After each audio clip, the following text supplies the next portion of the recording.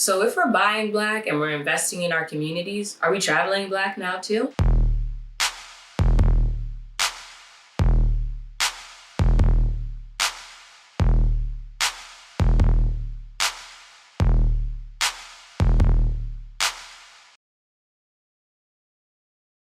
So today, I really wanted the focus of the conversation to be on how the future of travel is going to be impacted by what's going on this year.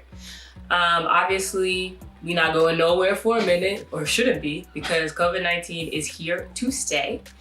And even though that is true, I really wanted to focus more on how this social revolution and how the Black Lives Matter movement is really going to impact the future of Black travel, or how I think it should impact the future of Black travel, because it's definitely making an impact on the places that I choose to go to.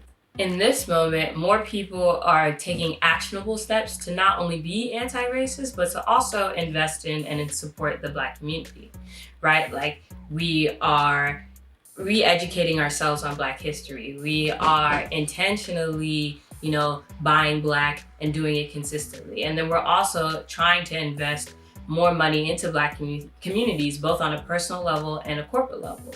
So if we're putting all this energy into being more racially aware, then I feel like that same energy should extend to the travel industry as well, right? Like, if we're really about what we say we're about, then why shouldn't we be more conscious about the places that we choose to travel to and why we choose to travel to them? Why shouldn't we try to intentionally connect with people within the diaspora when we're traveling overseas?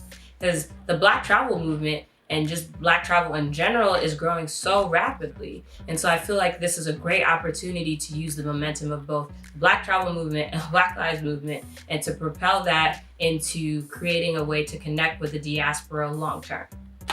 So that brings me to the topic of today's episode, which is 3 ways that 2020 impacted and changed my travel goals. So let's get to the first one: to celebrate the diaspora. So moving forward, I really want to prioritize visiting countries that have strong ties to the diaspora. And I say this not only because it's important to me, but also because I feel like there's just this heavy bias towards visiting Europe, right? Like, the top of most top 10 travel lists always heavily include European locations, right? Like going to the Eiffel Tower, seeing Big Ben, or visiting the Berlin Wall, or whatever it may be. I feel like there's just a strong bias towards visiting European countries. Partially because of colonialization, but also because of the way that European vacations are marketed. And right, I'm no saint, because majority of the countries that I visited have been in Europe. So I'm not sitting here trying to tell y'all that like I'm the best at this. This is a goal for a reason. All I'm saying is that I want to make a more conscious effort to connect with people or go to locations where I can celebrate the diaspora.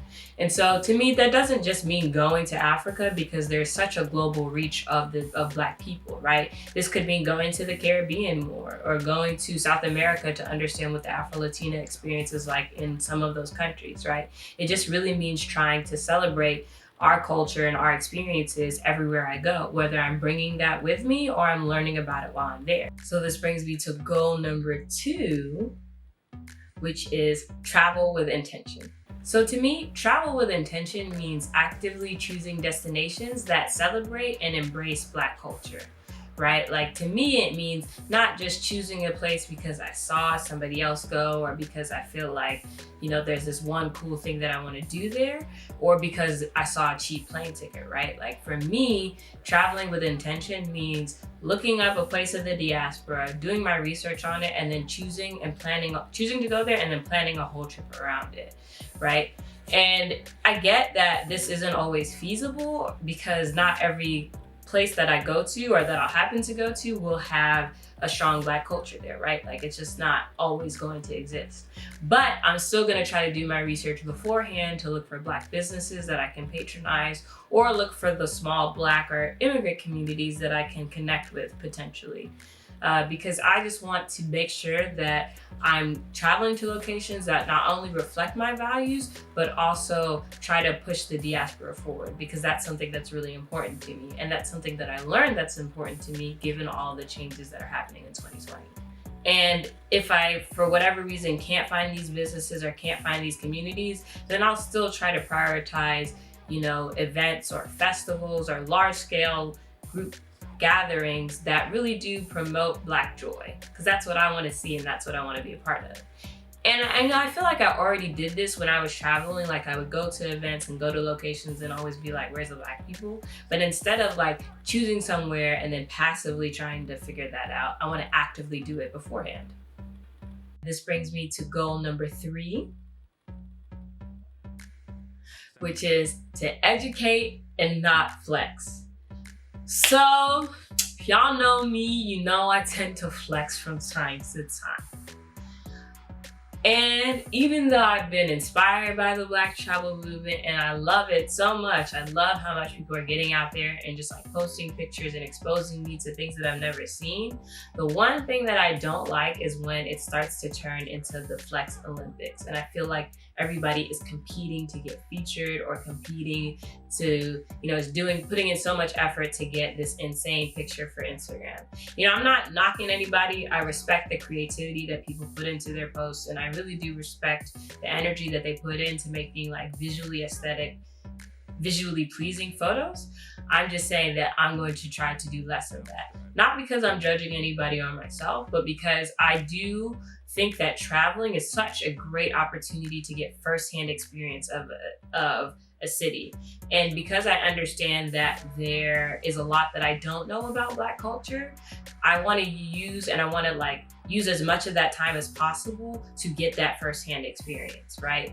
I have supplemented a lot of my knowledge with books and watching videos, but I really want to pivot a little bit more to educating myself on the experiences there as opposed to flexing, where I'm really trying to get connected with the cultures there, whether I'm taking and learning things from a historical perspective, and I'm learning about how the diaspora came to be about in that country, or just learning the history, or if I'm learning about it from a modern perspective, where I'm just talking to locals and seeing what that country is like through their eyes. I really do want to focus on educating myself while I'm there. And again, not judging or critiquing anybody. And so another thing I want to add too is that I think people, and myself included, can also use the opportunity or use this time as a chance to educate themselves on other cultures from home, right? Like if everybody thinks about the year of return, and if you think about how successful that home movement was, just so many people going back to Ghana, I feel like it demonstrated that there's an obvious interest that people have in the continent, and there's an obvious interest that they have in reconnecting with African culture. So if this interest exists, and obviously we can't travel because of COVID-19 right now, we don't know what the future of travel is going to look like. I think one way to supplement that is to read. So connect with these people, look for these pages, start planning those trips for the next, I don't know when we'll be able to travel, but use this time to also educate at home too, educate yourself about these cultures, because I know that's what I'm going to start doing once I finish this video. So to recap, the 3 ways that 2020 has changed my travel goals for the future are to 1, to celebrate the diaspora wherever I go, 2, to travel with intention, and 3, to focus on educating myself and not flexing. And again, I'm not making these goals to critique anyone, I'm just stating them to hold myself accountable. So thank you very much for watching. I really hope that you all learned a little bit more about my perspective and learned a little bit more about the thought process that got me to this place of wanting to be more intentional about the way that I travel moving forward. So thanks, and please feel free to let me know how you all feel. Like, do you agree with any of these goals? Do you not align with them? You think I'm crazy? Or feel free to tell me where you want to go next, whether or not that includes somewhere in the diaspora. So regardless, I look forward to hearing from you. Please let me know. I got 3 seconds to figure it out, yeah. I'm working hard and I'm building my cloud, yeah. Believing in me, not hearing no doubt, yeah. None of these haters can figure it out, yeah. Like I'm a skater, skate circles around, yeah. Throw out my paper, I hope it don't drown, yeah. My nose ain't red, but I'm finna get clowned up.